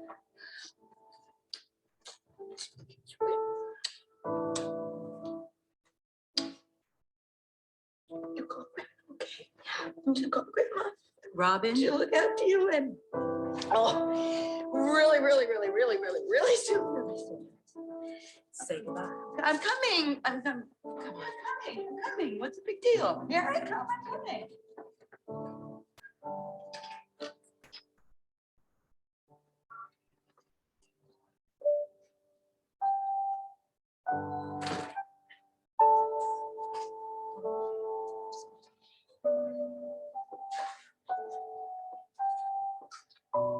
You okay?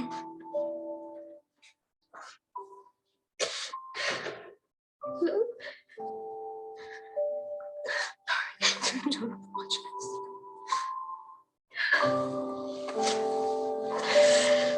No, honey, at home there are 5 goldfish swimming in the toilet. Okay, I'm coming. I'm up here. Hey, I'm coming.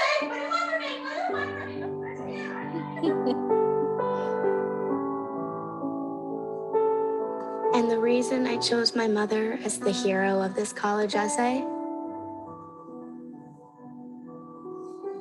she faces her battles every day, even though she may never win the war. She's helped me see that I didn't cause her disease. can't control it. And I can't cure it. This is my mom. And that is her story.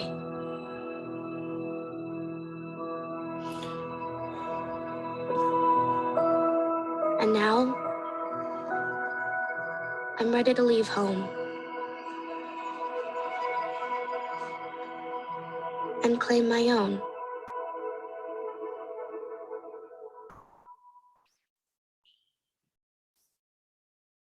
Whew. Okay. So, powerful. I first thing that comes to my mind. Everyone's camera's turned off, so I'm really hoping they didn't leave the room and say, forget it, I don't want to watch it. There's about 5 of you that I can actually see your face. So I hope everyone was watching, or if not, watches it on their own or through the recording. I mean, I've had a lot of experience with those who suffer with bipolar disorder. And I personally feel like that is just, I know it's a little over the top, but it really isn't. I mean, bipolar disorder can look like that. And again, everything's on a spectrum. Is there anybody have anything that they want to say? I mean, about just what they saw, how they felt. You don't have to get too personal, but if you want to share anything personal or an experience or something that might be helpful for the learning process. Yeah, just one thing I was wondering is like, because like this video is supposed to be talking like specifically about bipolar, what kind of like comorbidities or like well, not comorbidities, I guess, I don't know if you would use that word for psych, but just like diagnoses that are like closely tied to like the same kind of group of like the way that this person is acting. Do you mean well, I'm gonna probably answer this wrong and then correct me. So the reason, for example, like how when was in the car, oh right, Ryan Gosling, and I don't know if you guys saw him in the chat, I was writing erratic behavior, impulsivity, spending a lot of money. When she was manic and acting manic. She was completely manic, and she was manic to the point where she was hospitalized. She put people's lives in danger. She was basically gravely disabled, right? Would you agree? She was unable to take care of herself. So of course her daughter, I think that's who Grace is, right? That's Grace. I mess up the names. But having to take care of her. And then when she went through the depressive phase, that's when she was in bed. So I know that's probably not what you were asking me. Yeah, I was just kind of wanted, thinking. oh, sorry to interrupt you guys. I just wanted to say, she was talking about like other diagnoses that go along with bipolar disorder. Oh.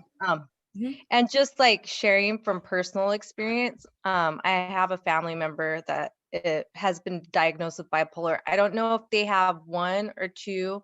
I never got like that much detail.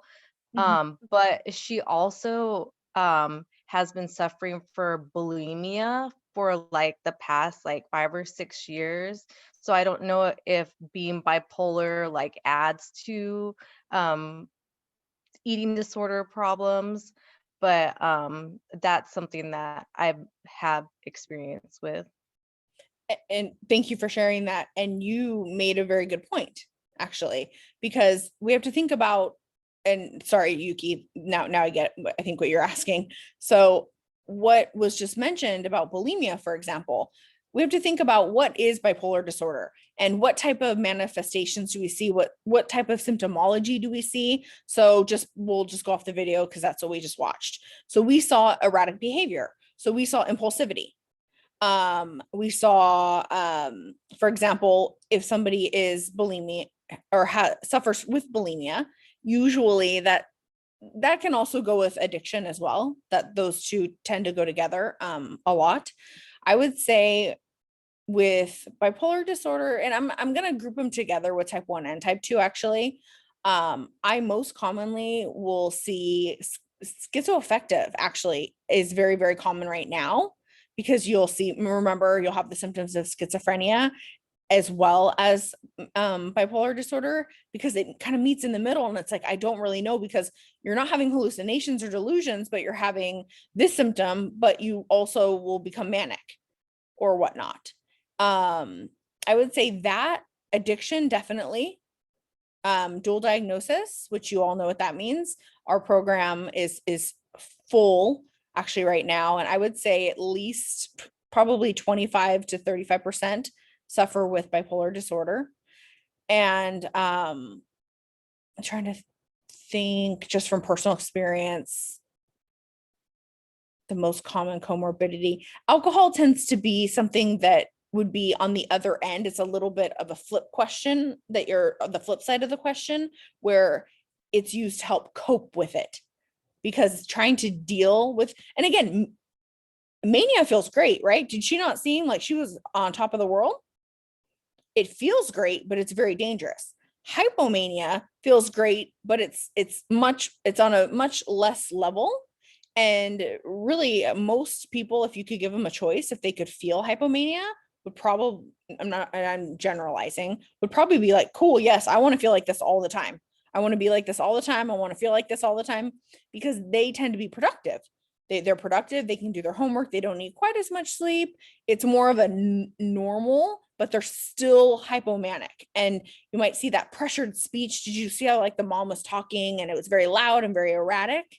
And then did you see how she got dangerous? I'm going to race these guys. We're going to, there's a lot of impulsivity. So anything that has to do with impulsivity, such as addiction, that would be a comorbidity. Bulimia, I've seen that a lot actually with the children. So with children, and again, this is not something you'll probably find like in a book. This is from just personal experience, Yuki. The question that you're asking is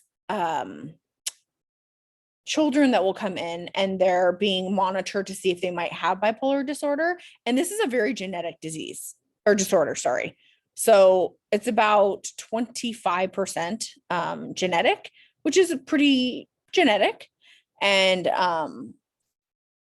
20 to 25% genetic.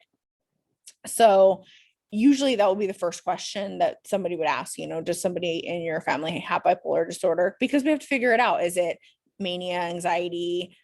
Are you type 1? Are you type 2? Is it ADHD? Are you depressed? Right? Because those look so similar. And if you're depressed, are you depressed, or are you manic, or are you bipolar type 2? And if you have bipolar type 2, and I give you, and I think a lot of people don't know this. So let's say that I am bipolar type 2. So what does that mean? That means that I never hit mania, right? I never hit mania. I can hit hypomania, but I never hit mania. I must have one depressive phase. I can easily be diagnosed with depression, and I can be put on a medication. If I'm put on an antidepressant, that's actually contraindicated. And the reason why it's contraindicated is because an antidepressant, 98% of the time, okay, so 98% of the time it's contraindicated. There's always the little bit outside of the box. 98% of the time we will not give somebody, and let's say we don't know. Let's say I'm like, okay, I have no idea. I'm presenting completely as depressed. Okay, my psychiatrist gives me Lexapro. And I'm taking, and all of a sudden, the next time we meet, I'm like, and I'm acting pretty manic. That's actually an indication that she or he unintentionally kind of diagnosed me as bipolar and not having depression, because now I'm manic. So what I mean by that is actually antidepressants can cause a manic episode. So that's why if you ever have a patient who is bipolar, it is extremely rare, extremely. I think I've had 2 in my whole career thus far in 13 years who have been on a very, very low dose, because it'll hit that usually it's SSRIs. Something about hitting that serotonin will cause either hypomania or a manic episode. And do we want to avoid those 2 things? Absolutely. Did anyone know that? I mean, that's a very unknown information that is usually not taught, but is very, very important. So if somebody came into and you were doing a medication, let's say Nicole was doing a medication reconciliation with a patient, and the patient said, oh yes, I'm bipolar, I've been bipolar. I got diagnosed about 5 years ago. These are my medications, and they're pulling out their meds, and they pulled out, let's say, lithium, Prozac, and a fish oil. I don't know. And immediately the Prozac should stick out. Now, I wouldn't say, why are you taking this? This could make you manic, or, of course, we're going to be calm, but I would alert the physician immediately. I see the patients on Prozac. So see how cool, I mean, we are such a big part of the nursing process. I see this patient's on Prozac. They were diagnosed with bipolar disorder 5 years ago. This could be contributing to potentially why she is appearing more manic than she normally states that she was in this amount of time after you did the assessment. Because she could tell you, oh, prior to being put on this medication, because I was just put on this medication like 3 months ago, I felt much, much better. So I think it might be this med that's making me feel not good. And my psychiatrist today said so many psychiatrists will actually put people who are bipolar on SSRIs or antidepressants. And what is that going to cause? Potential mania. And we don't want that. I wanted to say crazy, but that's not the right word, but that's crazy, right? How do you not know that? Anyway, that's one of my pet peeves that really bothers me, because it causes the patient so much discomfort. Sometimes we make mistakes, and then, okay, at least we ruled it out and we caught it, and now we can fix it, right? Get them off that medication, get them on the right medication. So Yuki, really, to answer your question, there's really aren't many, like I would say, it's so easy for me to say, okay, I could say a lot of comorbidities, for example, like somebody who's addicted to gaming. I mean, in my experience, marijuana, those two tend to go together. Methamphetamines and sex tend to go together. Certain things tend to go together. With bipolar disorder, I'm not going to say bulimia would not go with it, but I can see why it would, because it has to do with impulsivity. So I would think a lot about, but there's really not, usually I see either that or schizoaffective disorder. So What that about ADHD? Would they get diagnosed together? I'm sorry? ADHD. Yeah, they can be diagnosed together, but they would definitely need to do a lot of history and testing, because they are so similar. You really, really want to make sure that you're treating the right thing, because we want to try our best not to give the wrong medications to make everything potentially worse or have more side effects. But absolutely, somebody could have, it's rare. I don't think I've ever, I want to say less than 10 patients I've ever had have had ADHD with bipolar disorder. Me. That doesn't mean that's like in the world, just me in 13 years. I have actually one right now in my addiction program. So that's one. And I haven't had one, God, in so long. So, but it can happen, definitely. And we want to make damn sure that we are medicating them correctly. Otherwise, there's gonna, that patient is gonna suffer greatly. I'm just looking in the chat right now. Co-diagnosis, is psychosis during depressive episodes something you see? Psychosis. Oh, absolutely. You can, I mean, so let's say, so definitely during mania, and I think we know that we can have psychosis. Psychosis can be matched with anything. And so think about, so some people, when they're depressed, they sleep a lot, and some people don't sleep at all, right?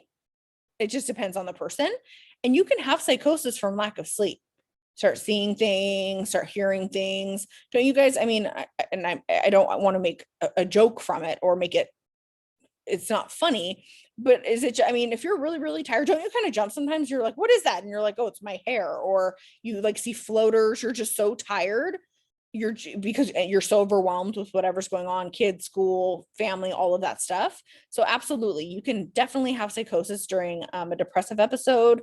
And it's something I've seen many, many times. Absolutely. Good question. If an antidepressant causes the patient with type 2 bipolar to have a manic episode, would they consider them to have type 1 then?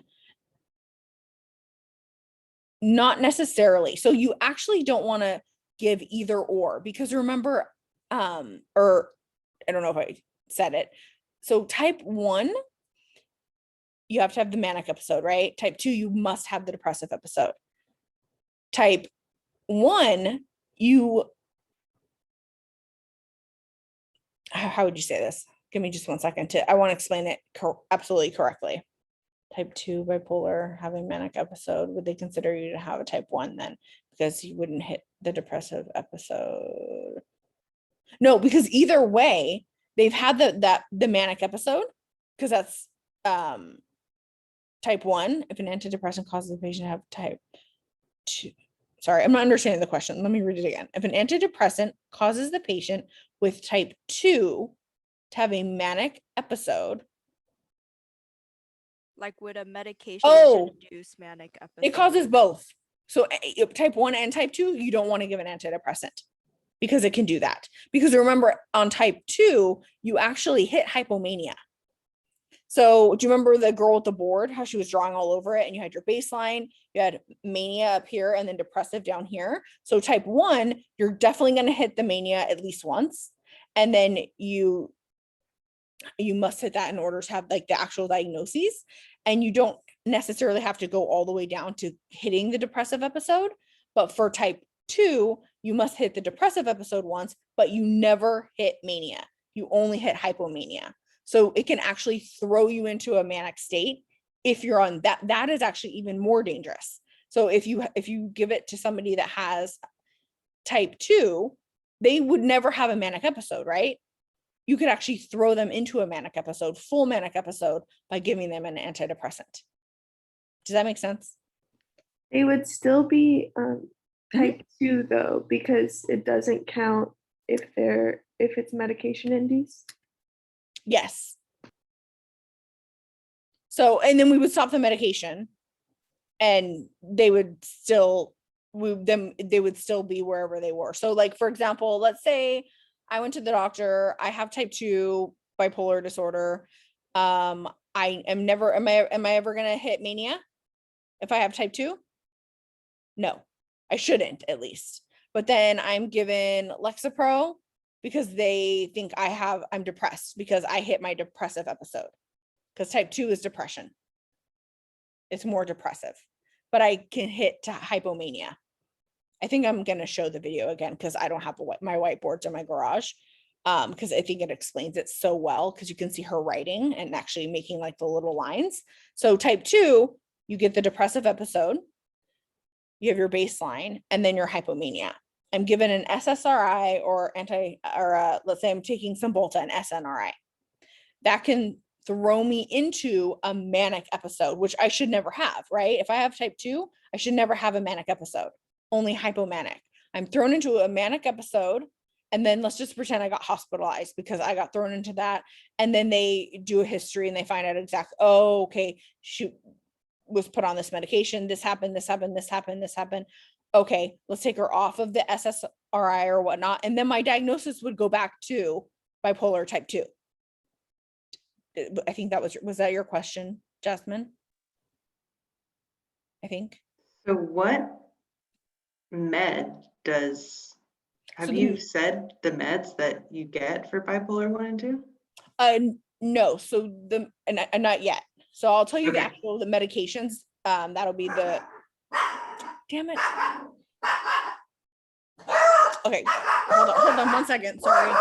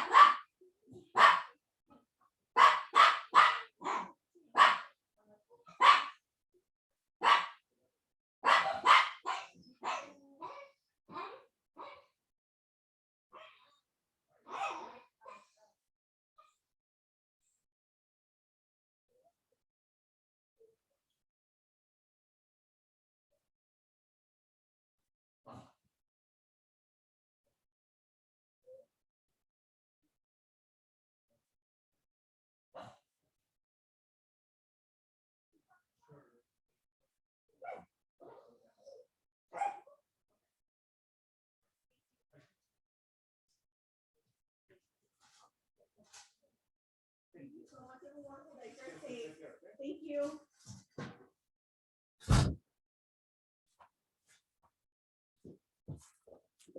That was weird. Okay, I just got flowers. Sorry. Weird timing. Someone sent me roses. That's nice. That never happens to me.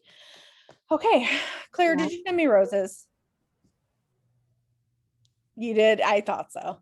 Okay, so we will talk about the medications.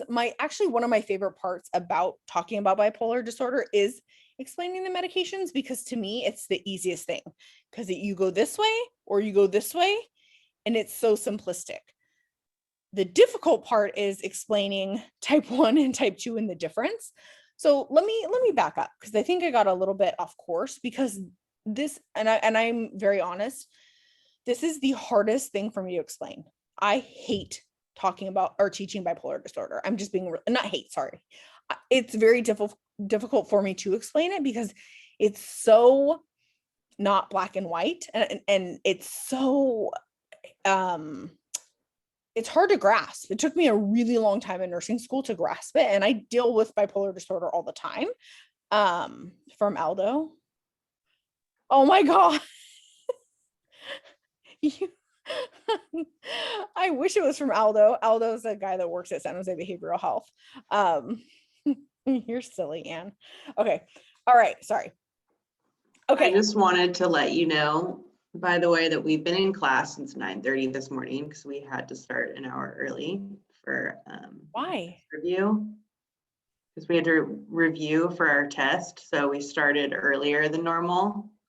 Oh, let's finish this shit up. So I just wanted to say that I'm super tired. I don't know if anybody else then is. let's wrap this shit up. Yeah, let's wrap this shit up. Let's wrap this shit up. Okay. Yeah. So I'm down with that. So this is what I want you to take away. Okay. There's type 1 and type 2. Type 1, you must have a manic episode. That's what I want you to remember. That's what's important. You must have one manic episode. Type 2, you must have one depressive episode, and you should never hit mania. You can hit hypomania, but not mania. Honestly, straight up, black and white, that's what's important. The whole SSRI thing, and that's just like cool information to know. Your patient's bipolar, they shouldn't be on an antidepressant. That's black and white. There's 2 different flows of medications that they would go on, and it goes, shut up. You're making Claire upset. Blame the dogs. Always blame the dogs. So this is very simplistic, and this is the end, and then we're done. And thank you for letting me know. Like, how would I know, right? So you like. I wish I would have told you like an hour ago. I just forgot because I'm so tired. Well, you guys communicate with me. I mean, we're gonna be done in 3 minutes. Okay, so 2 lanes, you can go this way or you can go this way as far as treatment for medication. And just so as a side note, bipolar disorder is not like anything else. It's not like, oh, you don't have enough serotonin. Oh, we don't really know what causes it. We do know that there are physical brain changes, but it's not very well understood. So you either go the lithium route, and if you go down the lithium route, the most important thing that you need to remember is it takes a while to get the right dose. So when you're first on it, you get blood test after blood test, probably 2-3 a week. And why is that? Because it has a very, very, very small therapeutic index where it can potentially cause you to have toxicity. The normal levels, and they vary like by tiny, depending on what lab, but the normal levels are 0.6. This might be on a test, 0.6 to 1.2. Okay, so either lithium. Whoop. So is lithium for type 1 or type 2? For both. So it helps to prevent suicidal thoughts. So for depression, And it also helps to hopefully manage and keep down the mania. So hypomania or mania. Or you go down the mood stabilizer route. And mood stabilizers are always anticonvulsants. There are 3 main anticonvulsants that are used. Tegretol, this is important as well. Tegretol.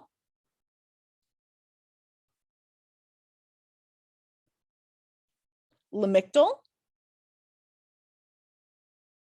Can you spell that? Yes. Which one? Lamigdal. I'll do it in the chat. Lamictal.